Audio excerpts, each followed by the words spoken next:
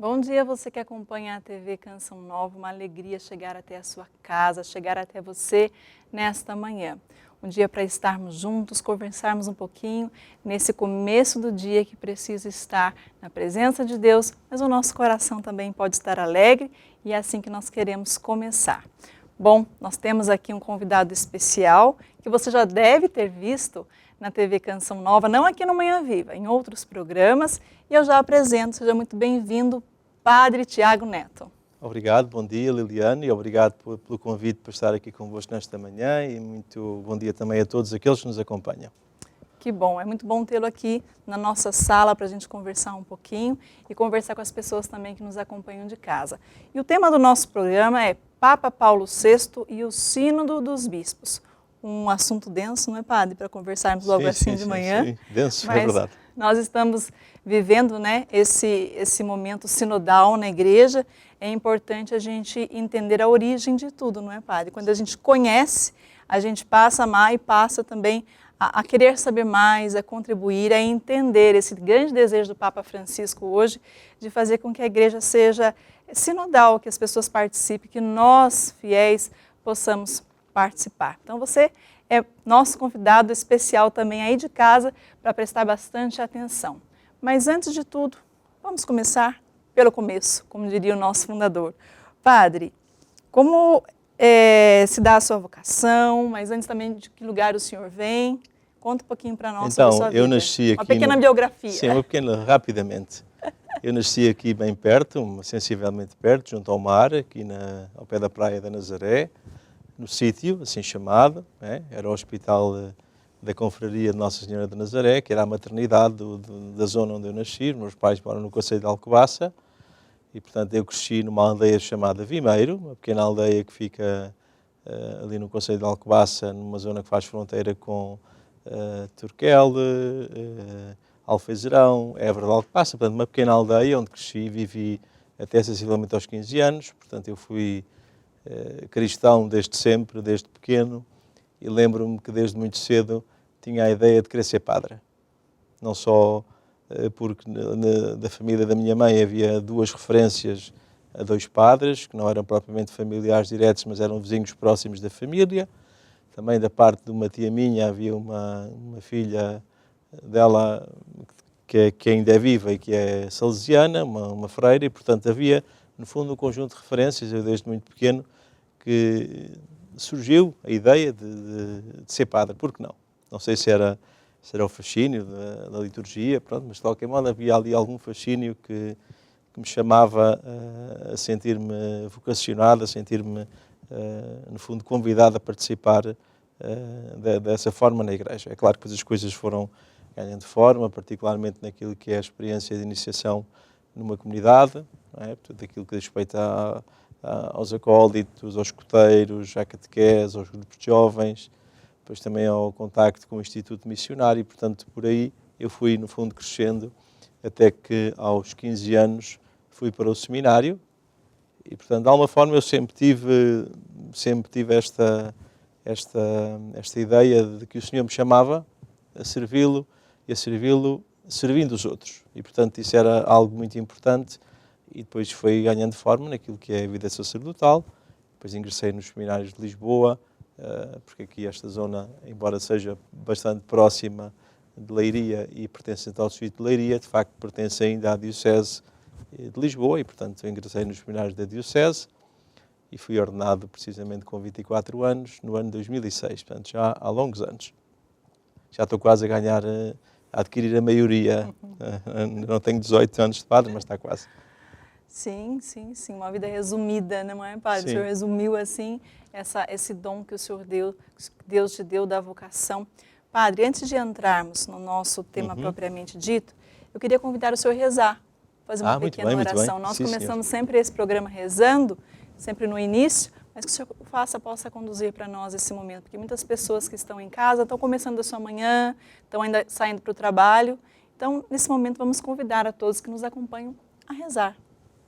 Então, nesta manhã, nós agradecemos ao Senhor o dia que nos dá, a possibilidade também de estarmos juntos e de conversarmos juntos, embora assim de forma distante, mas próxima, De facto, a proximidade de Deus sempre nos aproxima uns aos outros e, sobretudo, queremos ter presente nesta oração aqueles que nos escutam, aqueles que nos veem, particularmente os doentes, aqueles que mais sofrem, mas também aqueles que precisam sempre de corresponder àquilo que Deus quer deles. Portanto, a vida cristã assume-se particularmente como vocação, como chamamento, e por isso aquilo que nós vivemos na vida pessoal, na nossa história pessoal, também deve ser vivida em cada circunstância da vida.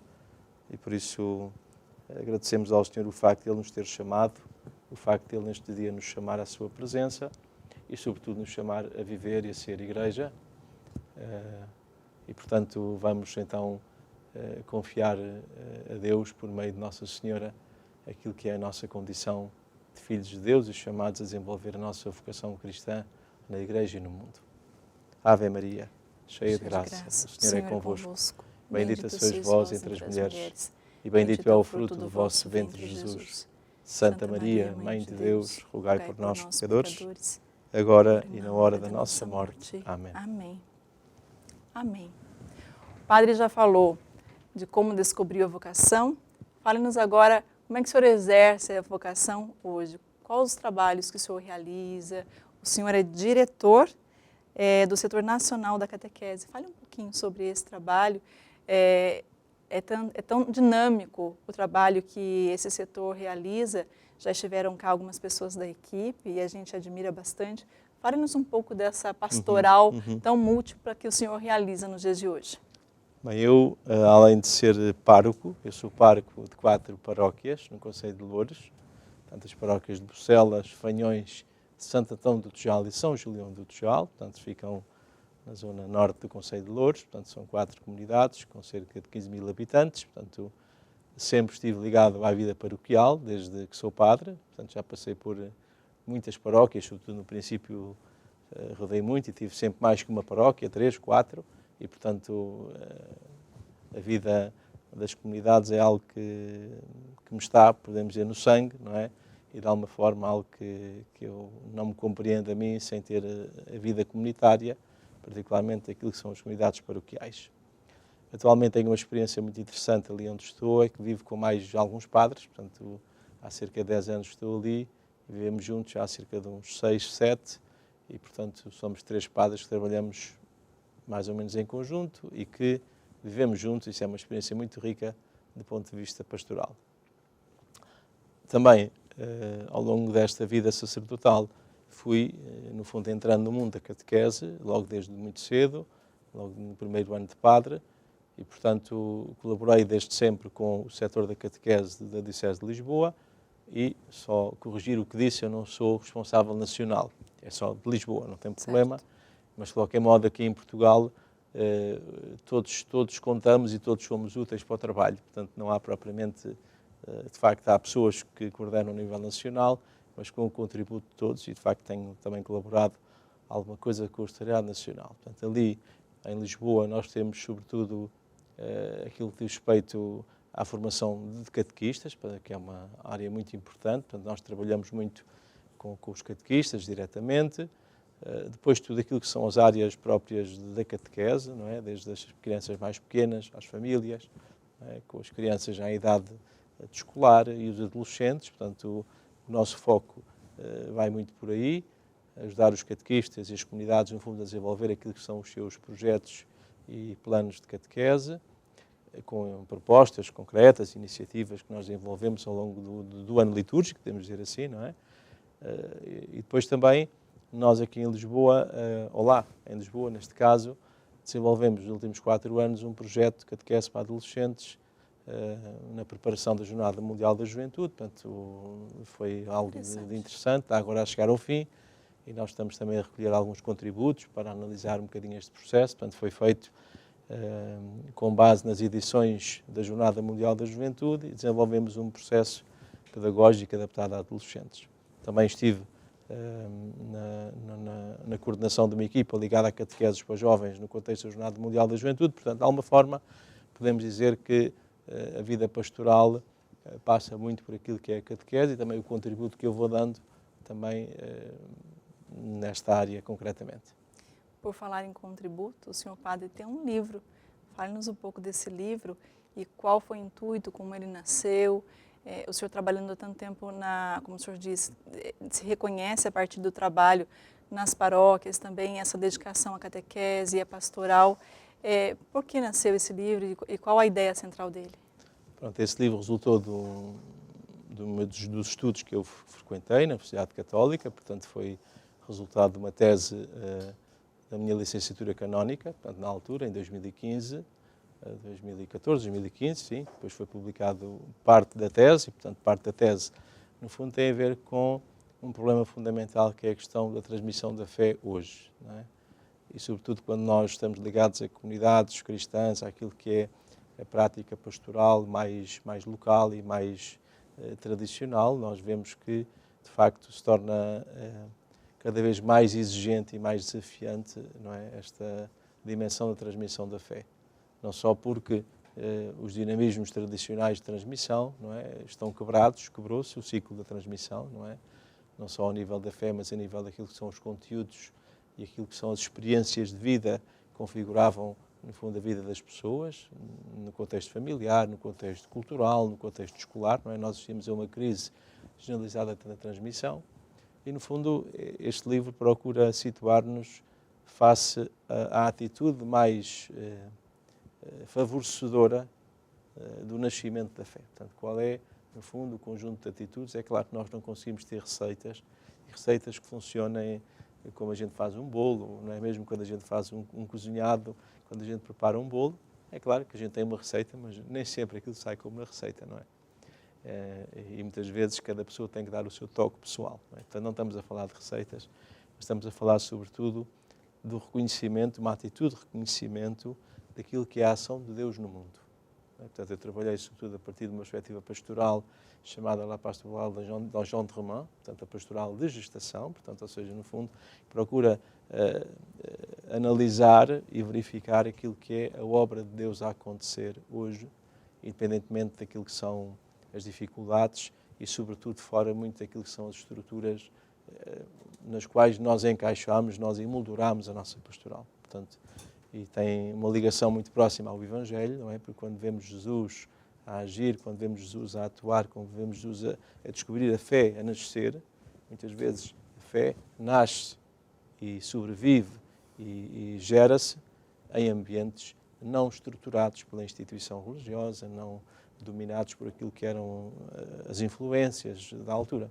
Portanto, de alguma forma, não quer dizer que a instituição não tenha a força do Espírito e não tenha toda a capacidade de gerar a fé e de a fazer crescer, claro que tem, não é? Nós acreditamos que a força do Espírito está na Igreja e nos seus sacramentos, mas muitas vezes é preciso olhar para os dinamismos que estão prévios àquilo que é a entrada na Igreja. E, portanto, é preciso, no fundo, captar a fé onde ela nasce, onde ela pode nascer.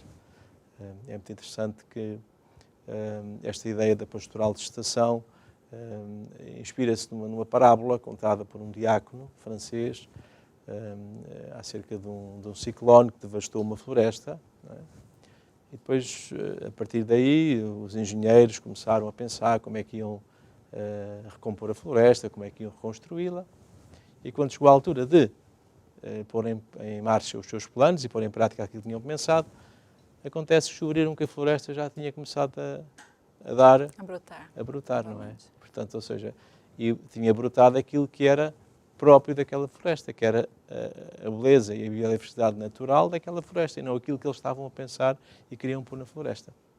Portanto, ou seja, e depois, no fundo, os autores vão um bocadinho pegando nesta imagem e dizem, bom, então, na Igreja também está a acontecer uma catástrofe. E nós temos que, no fundo, esperar e ter paciência que, depois da catástrofe, nasça aquilo que é próprio desta riqueza, que é o mundo onde Deus está e onde Deus fará nascer também a sua vida.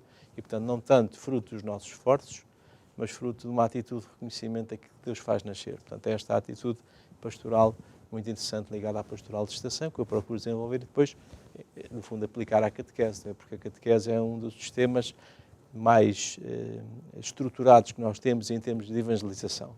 Não é? Nós temos, de facto, programas, temos um trabalho organizado, temos isso tudo, não é? Mas chegamos à conclusão que depois deste trabalho todo, depois de tanto esforço, afinal, se calhar não deu o resultado que nós queríamos. Pois, é mesmo assim. Portanto, ou seja, de facto é preciso estar atento àquilo que Deus vai fazendo nascer e Deus vai fazendo surgir na vida e nos acontecimentos. E, de facto, a catequese contribui, se quisermos, para estruturar a vida cristã, mas mesmo quando ela não dá os frutos desejados, nós acreditamos que fica semente, não é? Fica a semente da fé, é que ela pode brotar, mesmo depois das catástrofes da vida, ela pode brotar na vida da pessoa como algo maravilhoso. E, portanto, isso é, no fundo, uma perspectiva muito interessante acerca da postura com a qual nós devemos hoje estar neste mundo tão complexo e tão secularizado e tão afastado, não é, daquilo que é uma certa mundividência cristã. Acho que assim como eu, Padre, as pessoas que estão em casa, encheram-se de esperança com essas suas palavras, porque muitas vezes é o que a gente enxerga. Meu Deus, nós estamos no meio de um caos, mas a força do Espírito Santo é capaz de suscitar a ordem a partir desse caos. Bom, era assunto para um programa inteiro, mas vamos para o nosso tema.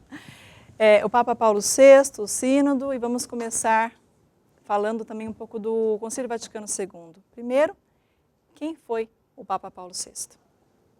É claro que nós não estamos aqui numa aula de história, nem eu sou historiador para falar sobre toda a história de vida do Papa Paulo VI, ou São Paulo VI, mas de facto foi um homem que nasceu ainda no século XIX e, portanto, viveu todo o século XX até aos anos 70, podemos dizer assim, portanto, décadas longas do século XX, não é?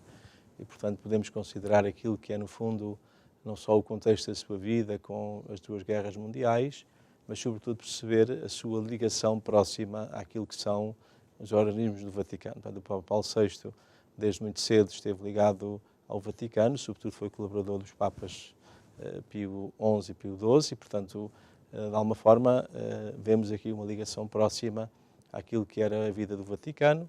Depois foi nomeado, sabemos, depois dos seus estudos e da vida de uma vida ativa em termos de ligação ao Vaticano e de serviços ao Vaticano, ele foi nomeado arcebispo de Milão e depois então veio a suceder, eleito Papa, a João XXIII. Portanto, é como Papa que ele se destaca, sobretudo naquilo que é o retomar os trabalhos do concílio, não é? Com a morte do Papa João XXIII e com toda a reforma que ele impulsionou na Igreja, não só na conclusão dos trabalhos conciliares e as orientações que deu, mas sobretudo naquilo que foi depois a fase pós-conciliar, não é? Dando diretrizes, não é? Muito importantes para aquilo que é a Igreja do futuro e para aquilo que somos hoje como Igreja. De facto, o Papa Paulo VI viveu um tempo difícil no pós-concílio, não é? Porque, sobretudo, a tensão entre aquilo que é, no fundo, manter o peso da tradição e daquilo que é a bela tradição cristã e aquilo que eram as expectativas de mudança em certos setores do mundo e da Igreja, não é? Temos de dizer que as atitudes do Papa foram sempre marcadas por um equilíbrio entre o avançar no diálogo com o mundo e no diálogo com os problemas, mas manter sempre a fidelidade àquilo que é a gênese do cristianismo e daquilo que é a proposta cristã. Não é? E houve, de facto, temas quentes, não é? Nomeadamente o tema do celibato sacerdotal ou os temas ligados à vida, à procriação, obviamente, podemos dizer as formas de procriação e a questão dos métodos contraceptivos e tudo ligado à questão da sexualidade. Portanto, foram temas muito quentes, não é? Em que o Papa manteve sempre uma postura de equilíbrio e de bom senso, mas de facto houve aqui uma tensão grande na Igreja, sobretudo também houve muita gente que saiu desiludida, houve muitos abandonos, portanto foi um tempo difícil, este tempo de recepção do concílio e de, no fundo, orientar a Igreja naquilo que eram, no fundo, estas perspectivas que podiam dificultar uma visão errónea, podemos dizer assim, do concílio. Padre, o senhor já falou bastante coisa do concílio, que eu ia até mesmo perguntar, mas nós podemos dizer que o sínodo, ele também pode ser tido como um fruto do concílio? Claro, claro. Portanto, nós podemos dizer que, no fundo, o concílio é um grande sínodo, podemos dizer assim, não é? Portanto, o concílio, no fundo, é o nome dado a uma reunião de bispos na Igreja Latina, não é? E nós tivemos, de facto, concílios muito importantes, não é? Nomeadamente o Concílio de Trento, que implementou uma lógica de reforma muito importante na Igreja, depois também o Vaticano I, mas sobretudo o Concílio Vaticano II, procurou, no fundo, situar a Igreja no contexto do mundo moderno, no mundo contemporâneo, não é? Portanto, sobretudo este foi um dos objetivos do Papa João XXIII, que ao convocar o concílio, não é, sentiu não só um desejo de renovação da Igreja, naquilo que nós chamamos um regresso às fontes do cristianismo, portanto a descoberta daquilo que era a essência do cristianismo, a partir dos estudos bíblicos, dos estudos patrísticos, de toda a refontalização ligada às fontes antigas, por um lado, não é? Mas por outro também esta atenção aos sinais dos tempos e como é que nós hoje podemos, no fundo, transmitir a verdade revelada desde sempre, de forma, o latim diz, acomodada, de forma adaptada às circunstâncias do mundo atual. Portanto, esta foi uma das preocupações essenciais do Papa João XXIII e, de facto, é muito importante nós olharmos para o concílio não apenas como um conjunto de textos ou um conjunto de elementos que nos dão orientações, mas sobretudo olhar para a experiência do concílio. Então, uma experiência, nós pela história sabemos que alguns bispos pensavam que o concílio ia ser uma coisa rápida, que ia se resolver assim de forma rápida, e sobretudo que era uma coisa mais administrativa ou mais legislativa. Mas o que é facto é que o Espírito Santo conduziu a Igreja para uma experiência de intensa reflexão, de intensa meditação acerca do lugar da Igreja e da sua missão no mundo. E, portanto, esta capacidade que os padres conciliares tiveram de se escutar a si próprios e de juntos escutar a voz do Espírito foi fundamental para nós termos aquilo que tivemos no concílio. Portanto, é claro que os textos são todos consequência disso, são todos consequência de uma reviravolta espiritual, podemos dizer assim, em que o Espírito conduziu, de facto, aqueles trabalhos. Mas penso que um dos frutos essenciais e fundamentais do concílio foi esta capacidade da Igreja de se pôr à escuta de Deus e à escuta do mundo, esta capacidade da Igreja não deixar de se interrogar sobre si própria e sobre a sua missão. Por outro lado, quando nós falamos propriamente do sino dos bispos, não é, que é aquilo que nos traz aqui, de facto, havia um problema na Igreja, não é? Um problema que foi enfrentado tanto no concílio como no pós-concílio. No fundo tem a ver com a questão do governo da Igreja.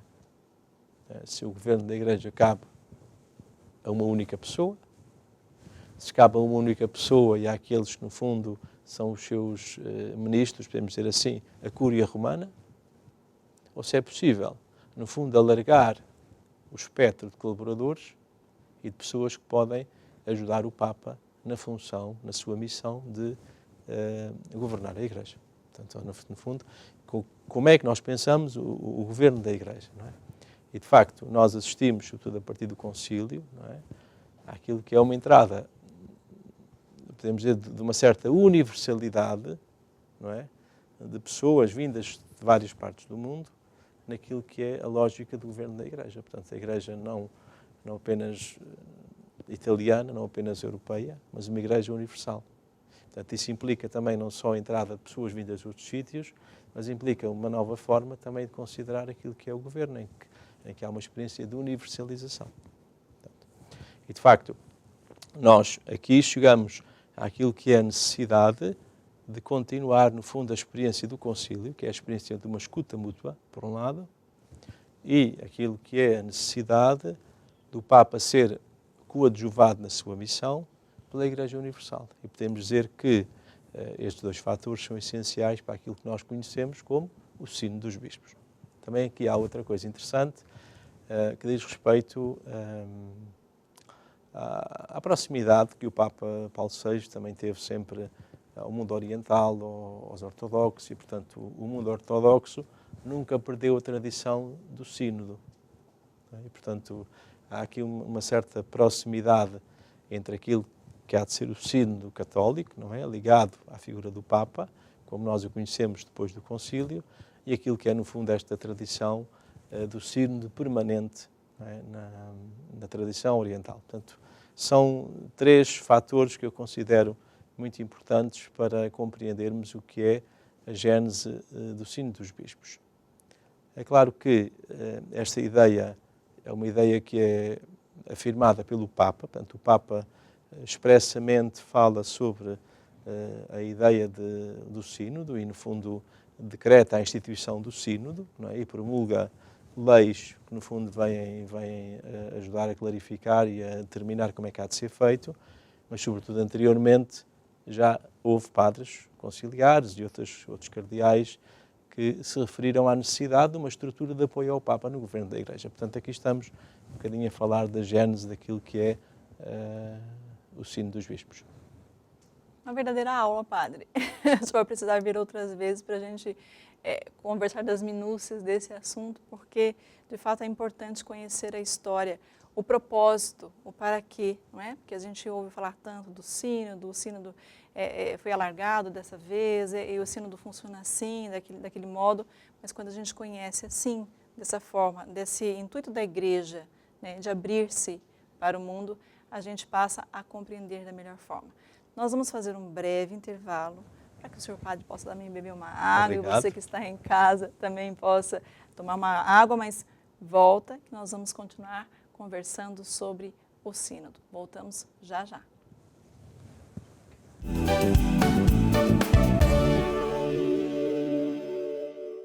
Eu não disse que seria rapidinho, nós já estamos de volta para continuar sobre o nosso tema, Papa Paulo VI e o Sínodo dos Bispos. Como dizíamos no início, é um tema denso, mas que está sendo muito bem explicado pelo Padre Tiago, que é um prazer recebê-lo, Padre, como já disse, e vamos continuar a nossa conversa. Muito bem, vamos a isso. Falávamos do Sínodo. O senhor pode contar um pouquinho da história das primeiras assembleias do Sínodo? Quais foram os assuntos, como foram tratados, como que foi recebido pela Igreja e também pelos fiéis? Sim, nós podemos dizer que a história do Sínodo é como a história de uma pessoa. Não é? Nós começamos a andar e depois as coisas vão se tornando mais claras, não é? Começamos a dar uns passinhos, depois começamos a andar mais, depois já corremos. Portanto, no fundo, o Sínodo como instituição foi também crescendo, não é? E quando nós falamos do Sínodo hoje em dia, é muito diferente hoje em dia, sobretudo as perspectivas que temos para o próximo Sínodo, daquilo que eram as perspectivas iniciais. De facto, nós temos duas assembleias iniciais muito relacionadas com aquilo que diz respeito à recepção do concílio. Em primeiro lugar, como é que, no fundo, a questão doutrinal, não é? Como é que a fé da Igreja, aquilo que a Igreja acredita, no fundo, pode ser compreendido na sua evolução e na sua adaptação. No fundo, aqui vemos uma relação com a problemática essencial que diz respeito à convocação do concílio, não é? A preocupação do Papa João XXIII. Por um lado, esta preocupação da evolução do dogma e como é que o dogma, no fundo, pode ser compreendido no tempo atual. Não é? E temos depois a questão, que é uma questão que diz respeito ao próprio Sínodo, que é a relação entre o Papa e as conferências episcopais, portanto, uma vez mais, a questão do governo e do governo colegial da Igreja. Portanto, são preocupações muito fortes nas duas primeiras assembleias sinodais. Depois, em 1971, temos então um sínodo sobre o sacerdócio ministerial, não é? Que é um tema debatido no concílio e debatido também hoje em dia, e sobretudo na altura uma das preocupações que estava presente era a possibilidade ou não da ordenação de homens casados. E, portanto, é uma questão que ainda hoje está presente e, portanto, já nessa altura, de facto, era uma preocupação da Igreja e a sínodo refletiu um bocadinho sobre isso. É de notar que sobre tanto o tópico da ordenação, do celibato sacerdotal, podemos dizer assim, ou da questão dos padres e da questão dos problemas da vida, que falámos há pouco, o Papa Paulo VI tem dois textos muito importantes. Portanto, um deles é o Humanae Vitae, sobre as questões da vida, as questões da reprodução e da sexualidade, a perspectiva cristã relativamente àquilo que são os métodos contraceptivos, portanto, toda essa problemática. E depois tem uma carta, um documento, uma encíclica também sobre o celibato sacerdotal e, portanto, a reafirmação do celibato como um dom para a Igreja nas suas diversas dimensões. Portanto, são textos que, no fundo, procuram, como eu disse há pouco, fazer do Papa Paulo VI um homem que avança naquilo que diz respeito à presença da Igreja no mundo e à sua presença nova e de forma nova neste mundo, mas que, no fundo, garante sempre a fidelidade à tradição e ao ADN cristão, podemos dizer assim, não é? E depois, finalmente, então, nesta lógica de avanço e desta lógica de diálogo da Igreja com o mundo, não é? Temos textos importantes do Papa, mas daqueles que brotam de um sínodo, em 74 tivemos o sínodo sobre a evangelização, que é no fundo a carta magna da Igreja naquilo que é o seu estar no mundo como Igreja evangelizadora. Portanto, quando nós lemos os textos do Papa Francisco, sobretudo a Evangelii Gaudium, ou vamos depois recuperar aquilo que são alguns textos sobre a missão da Igreja no mundo do Papa João Paulo II, nós de facto temos que considerar a Evangelii Nunciandi, portanto o anúncio do Evangelho neste mundo contemporâneo, escrita pelo Papa Francisco, como Papa Paulo VI, desculpem, como a carta magna daquilo que é a evangelização no mundo. Sobretudo uma compreensão do processo de evangelização, por um lado, no fundo, como é que a Igreja pode progredir e pode, sobretudo, evangelizar em contexto escolarizado e em contexto em que não há fé, não é? Por um lado. Por outra, valorização, nesta lógica sinodal também, daquilo que são os ministérios laicais, um ponto muito importante. E podemos dizer que há também uma questão interessante que tem a ver com a necessidade da Igreja aplicar reformas que traduzam o espírito do concílio. Não é? E o Papa Paulo VI é um dos que, no fundo, tem um papel importantíssimo naquilo que é a revisão depois do Código de Direito Canónico.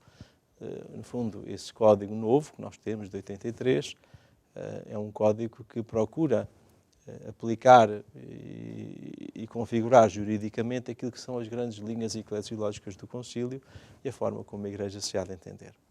A propósito da sinodalidade, gostava de destacar dois aspectos que estão presentes no Código e que, de alguma forma, ajudam também a perceber que a sinodalidade não é só o sino dos bispos, claro que sim, é fundamental, mas que ela pode acontecer também naquilo que é o governo, podemos dizer assim, a forma de agir das próprias comunidades cristãs, das dioceses e das paróquias. Portanto, tudo aquilo que diz respeito aos conselhos pastorais diocesanos, aos conselhos presbiterais, aos conselhos pastorais paroquiais, aos conselhos de assuntos económicos, no fundo são concretizações daquilo que é o espírito sinodal que precedeu ao concílio, que deu origem ao sino dos bispos e, de tal forma, também nos leva a todos a perceber a lógica do que é caminhar em conjunto no governo da Igreja, podemos dizer o governo, não no sentido de quem manda, mas no sentido de nos percebermos todos como membros de algo do qual somos responsáveis e pelo qual temos que também fazer a nossa parte. Padre, entendendo um pouco dessa história, a pergunta é, o sínodo, ele é um organismo fixo, ele existe sempre, ou somente de tempos em tempos? O que é uma assembleia ordinária, uma assembleia extraordinária? Fale-nos um pouquinho desse sínodo, o que ele significa nesse sentido prático. É claro que as modalidades de organização do sínodo dependem muito dos papas, não é? Nós sabemos isso, mas de facto o sínodo em si é um organismo permanente. Não é? Portanto, ou seja, no fundo, à semelhança daquilo que eu fiz referência, que no Oriente as igrejas ortodoxas e as igrejas orientais, no fundo, têm o sínodo como organismo permanente, não é? Na Igreja Católica ele também tem um caráter permanente. Não é? E, de facto, quando nós vamos aqui ao concílio, não é? E vemos a Cristo Dominus no número 5, de facto, diz-se aqui que, de facto, os bispos escolhidos das diversas regiões da Terra, no fundo, têm a missão, enquanto Conselho e Sínodo Episcopal, em comunhão hierárquica, são participantes da solicitude da Igreja. Portanto, de alguma forma, aqui nós temos, neste número 5 da Christus Dominus, esta referência ao papel dos bispos e à sua missão essencial como constituintes de um Conselho, de um Sínodo, não é? E, de facto, junto da Santa Sé, ou na Santa Sé, existe, de facto, este organismo permanente. Agora, de facto, as assembleias sinodais, podemos dizer assim, não é? São convocadas por vontade expressa do Papa e podem ser as chamadas Assembleias Gerais Ordinárias, não é? Que se realizam de X em X anos, portanto, habitualmente mais ou menos de 3 em 3 anos. E estas Assembleias têm a preocupação de olhar para uma questão, um problema, um desafio da Igreja Universal. Não é? E, portanto, como é que, no fundo, a Igreja Universal é capaz de olhar para uma problemática que diz respeito à própria missão da Igreja. Não é? Já falei do sino sobre a evangelização, depois em 77 tivemos um sino sobre a catequese, não é? logo já depois a Catequese Tradenda foi publicada pelo Papa João Paulo II, mas depois, em último lugar, tivemos o sino dos jovens, portanto, como um sínodo ordinário, portanto, um sobre evangelização e transmissão da fé, que deu origem à Evangelii Gaudium, portanto, só para falar de alguns sínodos, também o sino sobre o ministério presbiteral. De alguma forma, nós temos aquilo que são os sinos universais, quer dizer, e sínodos que dizem respeito a problemas que a Igreja toda quer ver refletidos e quer, no fundo, escutar e permitir que os bispos escutem entre si, não é? Que o Papa escute também a voz da Igreja através dos bispos, não é? E de alguma forma que juntos procurem sempre escutar a voz do Espírito, sabendo que o sino tem sempre uma dimensão consultiva, uma dimensão de escuta e consultiva, embora os textos depois possam ser votados e algumas votações depois são públicas nos documentos finais, cabe ao Papa a última palavra sobre o rumo a seguir, não é? Sobre as orientações pastorais que o Papa quer dar à Igreja decorrente do sino. Portanto, aqui podemos dizer que os sinos não têm propriamente uma dimensão deliberativa, não é? No sentido de fazerem lei, mas são sínodos que dão ao Papa materiais, dão ao Papa a densidade de uma reflexão para ele, em termos pastorais, emitir em liberdade aquilo que considera Dá uma visão geral da Igreja, seria isso? Sim. Portanto, procura, no fundo, uma visão geral da Igreja a propósito de um tema, mas sempre situando a Igreja na sua missão no mundo com respeito a um desafio, a um problema. Isto é, no fundo, o sínodo na Assembleia que nós dizemos ordinária. De facto, há assembleias extraordinárias, não é, que podem ser convocadas são sempre convocadas pelo Papa, mas podem ter uma dimensão mais universal. Não é? Nós tivemos o sino sobre a família, o último que deu depois a Amor a Letícia, não é? Que era um sínodo ordinário, e depois o Papa disse, vamos fazer mais um ano, e portanto uma assembleia extraordinária. Portanto há, no fundo, esta liberdade de atuação, também para favorecer a reflexão, para capacitar as pessoas para processos de interação mais crescente e mais maturada, podemos dizer assim. Não é? Depois também temos os chamados sínodos, podemos dizer regionais ou locais, podemos dizer assim, não é? Sínodos especiais, penso que é assim o nome técnico. Que são aqueles da África, por exemplo. Sim. Portanto, houve uns sobre os continentes, portanto, percorremos todos os continentes, não é? Na Europa aqui tivemos um que deu origem a um texto muito interessante sobre a esperança, portanto, a Europa chamada à esperança, portanto, esta lógica de reanimar a fé que recebemos e da qual fomos também transmissores em tantos contextos. E o último foi, de facto, sobre uma região muito específica do globo, foi a Amazónia, não é? Com todos esses problemas e desafios que tem a Igreja nesse local e também o seu contributo, não é, da Amazónia para aquilo que é a Igreja Universal. Portanto, sabemos que muitas das problemáticas discutidas nesse sino depois contribuíram para aquilo que foi o alargamento do ministério laical de acólito e leitor a mulheres e também a instituição do ministério do catequista. Padre, uma coisa que eu já ouvi dizer em relação ao sínodo é que ele é muito restrito, ele fica sempre em Roma, se vê a igreja a partir de Roma. E não é uma verdade, porque existem os documentos de consulta, como o senhor mesmo disse. A que se deve esse comentário, às vezes? Porque o sínodo tem esse caráter de consulta, de fazer com que os fiéis falem para o Papa no momento que vivem. Pronto, geralmente os sínodos, não é, têm sempre uma fase preparatória da Assembleia, não é? E nessa fase preparatória há uma auscultação global à Igreja, não é? É claro que estamos a falar de uma coisa muito específica, não é? Estamos a falar de um tema muito próprio, muito específico. De facto, não é toda a gente que se pronuncia habitualmente, não é? Neste sino agora foi diferente, não é? Neste foi diferente, mas de qualquer modo existe uma consulta a toda a Igreja sobre o estado em que está determinada situação, determinado problema, não é? Quando falamos dos jovens, não é? Como é que as igrejas particulares, as dioceses, no fundo, organizam a pastoral juvenil, como é que vem a sua relação com os jovens, portanto, para falar de um tema concreto, não é? Depois, a comissão, podemos dizer, do sínodo, não é? Que habitualmente é uma comissão bem estruturada, bem organizada pelo Papa e definida por ele. elabora aquilo que é um documento de trabalho, o instrumento laboris, não é? Do sínodo, e é esse documento que depois é discutido, é reformulado, é, no fundo, reconfigurado durante a Assembleia Sinodal. Portanto, de alguma forma, nós podemos dizer que toda a Igreja, não é? Todos os cristãos, independentemente de serem ou não chamados a colaborar na Assembleia e no Sínodo, porque era impossível, não é? Podem, através daquilo que são os meios próprios, tanto nas paróquias como nas comunidades, várias comunidades, não é? Seja comunidades religiosas, seja comunidades de vida apostólica e outras, assim como a vossa, não é? Todos somos chamados, no fundo, a refletir sobre a problemática em causa. E, portanto, há aqui um trabalho que depende também muito de nós.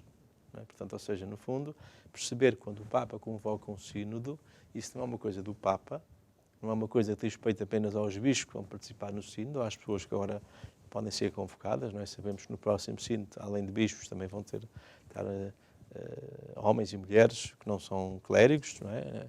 E, portanto, podem ter direito a voto, mas, de qualquer modo, perceber que um sínodo é sempre alguma coisa que diz respeito a toda a Igreja e que nos implica a nós. E que nós podemos e devemos participar, não é? E, de facto, temos alguma coisa a dizer sobre um determinado tema, o nosso bispo diocesano, ou o nosso responsável maior por aquilo que é a área em que estamos, deve receber os nossos contributos, não é? E, portanto, ou seja, no fundo, aquilo que diz respeito aos contributos dos grupos também pode ser a nível individual. E, portanto, lembro-me também sobre o sínodo sobre a família, houve uma recolha bastante alargada e, portanto, de alguma forma, todos podemos participar, sobretudo na fase de preparação, não é? E sobretudo neste último sínodo. Agora estamos já em fase de realização da Assembleia Sinodal, portanto, com todas estas etapas que tivemos, todos nós tivemos a oportunidade de participar, e isso é de facto uma mais-valia, não é? E o facto do sínodo ter descido às bases e as pessoas poderem se pronunciar localmente e onde vivem sobre uma determinada realidade e sobre o que é que pensam da Igreja, o que é que esperam da Igreja, o que é que sonham da Igreja, isso foi muito importante também para contrariar um bocadinho essa perspectiva de que é só o Papa que decide, são só os bispos que se fazem, é só em Roma ou só lá distante que as coisas acontecem. Padre, como repórter, eu estive no Sínodo dos Bispos, o primeiro do Papa Bento XVI, sobre a Eucaristia. E tem mais sorte que eu, que nunca tive nenhum sínodo. A gente podia só entrar no início das reuniões e via-se lá muitas pessoas vindo de várias partes do mundo. Participam dos sínodos somente os bispos ou existem outros representantes? Como é que se constitui ali aquela equipe que faz ali os textos, mas também que discutem os temas próprios que o sínodo colhe para ser discutido? Como eu disse, existe de facto uma equipa do sínodo que organiza tudo, não é? Que tem os relatores, o presidente, portanto há pessoas que coordenam todo o trabalho, não é? Portanto há essa equipa que coordena o sínodo. Depois, a nível de participantes, habitualmente, até aqui, no fundo, as conferências episcopais enviavam bispos, não é? Bispos das suas conferências episcopais, portanto, estamos a dizer que há um rácio, uma percentagem para cada conferência episcopal em termos da sua participação. Também os bispos, sobretudo os cardeais da Cúria Romana, portanto, participam, não é? E já há uns anos a esta parte, portanto, há leigos a participar, sobretudo como observadores e também religiosos. Portanto, de alguma forma, há aqui uma abertura, não é? E uma configuração. Portanto, podemos dizer que até a própria normativa do sínodo tem mudado consoante os papas. Portanto, os papas têm adaptado e têm remodelado constantemente a normativa do funcionamento do sínodo. Portanto, isso é interessante e, portanto, depois, consoante cada sensibilidade e cada tempo, os papas vão reorientando aquilo que é a forma de funcionamento de um organismo que é muito seu, que é muito próprio. Porque, no fundo, o sínodo está ao serviço do Papa e é o Papa que quer que exista o sínodo no sentido de o ajudar a refletir e a viver um certo problema. Portanto, aqui, de alguma forma, nós temos uma grande diversidade, mesmo quando nós falamos de bispos e só de bispos, é muito importante a gente perceber que mesmo entre os bispos há muitas sensibilidades, não só sensibilidades face aos temas, mas sobretudo sensibilidades que derivam da sua experiência local. Isso é uma riqueza muito, muito interessante, não é? Para a Igreja Universal, não é? De facto, é muito diferente nós ouvirmos um bispo a falar vindo do Iraque ou de uma situação em que a igreja está perseguida, não é? Ou dos Estados Unidos da América, ou mesmo ou da África. Portanto, ou seja, no fundo há aqui uma riqueza que eu gostava de perceber, gostava de dar a entender que mais importante do que propriamente nós pensarmos numa democracia ou num parlamento, portanto, o sínodo não é uma democracia, um parlamento onde todos possam dar o seu voto, é mais uma expressão daquilo que é a universalidade da Igreja. Portanto, e cada bispo transporta consigo aquilo que é a experiência de uma igreja local. Isso é muito interessante do ponto de vista daquilo que são as experiências realizadas no sínodo. Portanto, eu conheço algumas pessoas, alguns bispos estiveram no sínodo, e às vezes o facto de partilharem a sua experiência deriva muito desta diversidade, deste ouvir, não é? E muitas vezes o facto de ouvirmos outros e de ouvirmos aquilo que é o seu contexto e os seus problemas e a forma como vivem uma determinada realidade também nos faz relativizar muitos problemas e nos faz também estar mais conscientes da nossa missão e mais situados e focados naquilo que é essencial. Nós estamos chegando nos minutos finais do programa, passou rápido, Já? não é, Padre? Mas ainda quero lhe fazer uma pergunta. Sim. Terminada a Assembleia do Sínodo, como é que nós temos acesso ao que foi dito? Existe um documento do Papa no final de tudo isso? Sim, habitualmente há. Portanto, habitualmente, é claro que dos primeiros sínodos nós temos dificuldade em ter acesso aos documentos, não é? Mas podem ser procurados e pesquisados. Mas, de qualquer modo, quando nós entramos num certo funcionamento normal do sínodo, sobretudo a partir do Papa João Paulo II, não é? Já Evangelho Nunciando em si, mas depois a partir do Papa João Paulo II, a partir daquilo que é a reflexão efetuada na Assembleia Sinodal, o Papa escreve um documento que oferece a toda a Igreja. E, portanto, aqui temos não só, penso que uma das dificuldades que nós temos, muitas vezes reclama-se, não é? E já falou disso, que nós não somos ouvidos na preparação. Mas, de facto, muito mais importante que a preparação é, de facto, a recepção. O problema da recepção dos documentos, o problema da recepção daquilo que o Papa escreve. É claro que o Papa escreve muito e nós não podemos ler tudo aquilo que ele escreve, não é? De facto, há muitos sínodos e estão sempre a acontecer coisas, mas a problemática da recepção é, de facto, importante, sobretudo naquilo que é não só a leitura e a reflexão dos textos que o Papa escreve, decorrentes do sínodo, não é?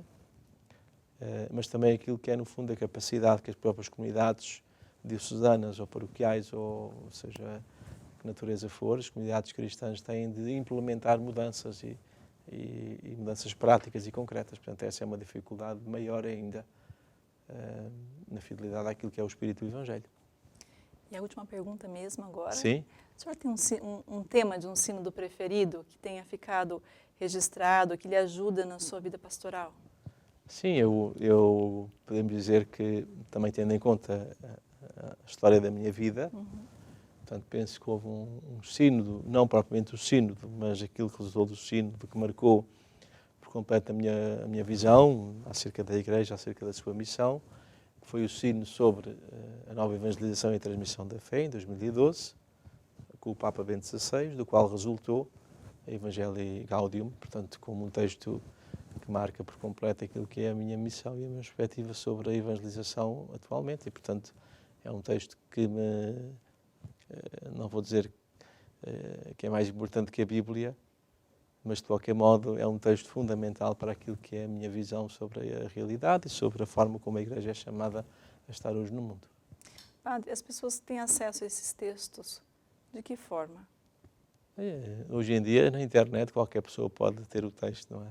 E muitas vezes as pessoas preferem a internet, não, porque é claro que para ler e às vezes ajuda ao papel, não é? Mas é muito mais económico ir à internet e pesquisar, e até podem pesquisar aquilo que querem, não é? Com um motor de busca. Portanto, é importante, no fundo, que tenhamos consciência e o hábito de pesquisar aquilo que de facto nos interessa sobre os documentos, não é?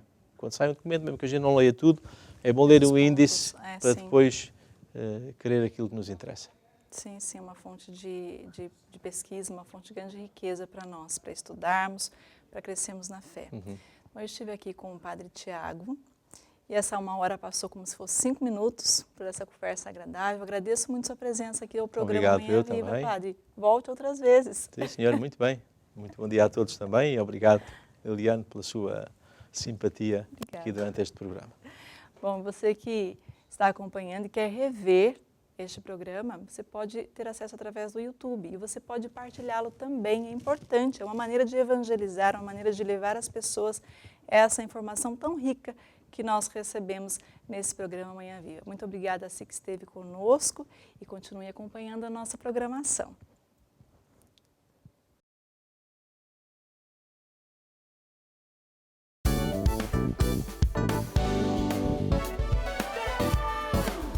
Se gostou deste programa, clique aqui na nossa playlist aqui em baixo para ver outros episódios. Se ainda não subscreveu o nosso canal do YouTube, faça-o já clicando neste botão aqui do lado e será logo o primeiro a saber todas as novidades.